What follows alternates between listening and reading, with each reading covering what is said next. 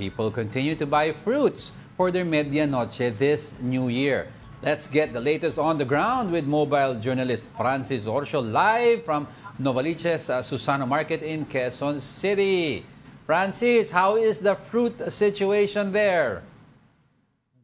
Yes, Angela, ito nga patuloy na dumadami yung mga mamimili dito sa Novaliches Susano Market. Isang araw nga bago yung mismong medianoche natin or yung paghahanda para sa bagong taon. At sa ngayon, marami pa naman yung mga prutas na stable pa rin yung presyo magmula nung pumasok yung ating Kapaskuhan at hanggang ngayon. Pero may mga iilan din na nakita na natin yung pagtaas kabilang yung ubas at saka itong longgan kasi nga nakita nila na bumababa na yung supply nito.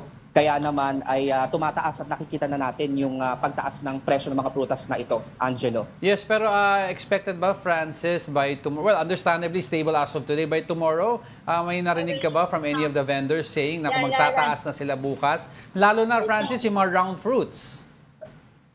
Yes, actually, Angelo, nakipag-usap tayo sa ilang mga tindera dito at kung inaasahan nga nila na dadami pa yung mga mamimili hanggang mamayang gabi at bukas, ay talagang nakikita nila yung pagtaas ng marami sa mga prutas dito. Kabila nga yung pinakamabibili dito, yung mga bilog-bilog talaga, halimbawa yung kiat-kiat, yung oranges, pongkan, mga apples, yung Fuji apple, red apple, green apple, tapos may mga ilan pa dyan, nandyan din yung pakwan, melon, kasi yan talaga yung mga pinipili ng mga mamimili dito sa palengke, Angelo. Kaya kung bukas, asahan natin yung pagdagsa pa, posible rin na nakikita yung pagtaas ng presyo ng mga prutas na ito, Angelo.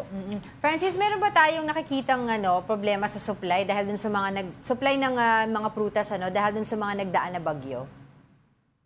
Sa ngayon kasi, Angela, may sapat pa naman na supply sa mga most of the fruits na ibinebenta dito sa Novaliches Susano Market. Kaya medyo hindi natin naramdam yung talagang pagtaas ng presyo. At nakakausap naman natin sila, sabi naman nila mismo ng mga tindera, may enough sila na supply na napag-aangkatan ng mga prutas na ito. Kaya actually dito nga sa Susano Market, medyo mababa yung presyo ng mga prutas compared sa iba pang mga malalaking palengke din dito sa Metro Manila na may kataasan na yung mga presyo ng prutas, Angela. Sige nga, Francis, iikot mo kami dyan para makita natin kung magkano yung mga bilog na prutas dyan na kakailanganin, di ba, to usher in the new year. Tsaka tignan mo, kung maganda yung quality. Ito, meron tayo ditong katabi na pwesto ng mga prutas. Ayusin ko lang yung tripod ko. Okay. Okay. Ayan. So, ayan, mapapansin natin yung mga typical na nakikita natin sa palengke. Halimbawa, yung Fuji apple na nagkakahalaga ng 35 pesos per piece. Depende yan sa laki. Yung malalaki nasa 35, yung maliliit nasa 15 per peraso. At nandyan din yung mga pongkan. Meron din tayo yung mga red apple, mga ubas na nagkakahalaga naman ng 240 to 300 per kilo. Meron din dito yung longgan na nasa 280 to 300 per kilo, yung melon na nasa 25 per piece. So iba-iba yung presyo niyan, merong per piece, merong per kilo, at yung presyo nga niya naglalaro lang doon sa 20 pesos hanggang pataas yung per piece. Tapos yung per kilo nila, lalo na yung mga ubas at longgan, yun yung mga medyo mahal-mahal na umaabot ng 300 pesos kada kilo, Angela.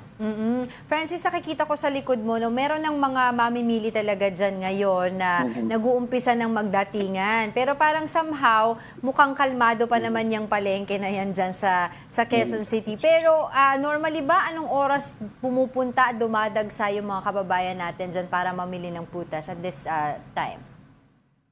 Angela, kanina nung dumating tayo mga around 7 a.m., talagang siksikan dito at maraming tao. Actually, kung may ipa-flash tayo mga videos din, kanina nakuhaan natin yung talagang siksikan at nakipagsiksikan tayo doon sa mga maraming tao na dumadating dito sa Novaliches Susano Market. Ngayon, medyo, ayun nga, umonte sila kasi alas 10 na ng umaga, pero asahan natin mamayang hapon at gabi, dadami na rin yung mga tao. Siguro after nila galing sa trabaho, dediretso na sila sa palengke para nga bumili ng mga prutas for medianoche tomorrow, Angela. Oo. Pero hanggang ano oras ba yung bukas na palengke dyan? Angela, yung palengke dito sa Novaliches Susano Market ay bukas naman hanggang 8 to 9 p.m. yan. Pero kung talagang marami pang tao, may mga ilan daw na vendors dito, lalo na yung mga nasa bungad o wala dito sa looban ng palengke na magtatagal sila ng pagbubukas ng kanilang tindahan, lalo na kung talagang marami pa yung mga mamimili dito sa Novaliches, sa Quezon City, Angela. Francis, para lang mas malinaw tayo, may expect ba natin tomorrow, which is talaga yun yung medianoche, magtataasan bigla yung mga prutas dyan? Angela, hindi kasi sigurado yung ilang mga tindera dito kung talaga magtataas sila. Pero sinabi naman nila kung talagang magkakaubusan ng supply dahil nga sa pagdagsa ng mga mamimili, ay asahan daw talaga na tataas yung mga Ayun. presyo. Yung mga presyo natin ngayon na halimbawa sinabi natin na yung sa presyo ng ubas at lansones na nasa 240 hanggang 300 pesos per kilo, expected yan na tataas bukas kung talagang nakita natin na bababa yung supply dahil nga sa dami na mga bibili pa hanggang Alright. bukas, Angela. Francis, before we let you go, of course, ano ba ang mapapayo mo sa mga kababayan natin that are going tomorrow? Anong oras ba ang maganda na medyo kalmadong para relax ka when you buy your fruits? What time ang masasuggest?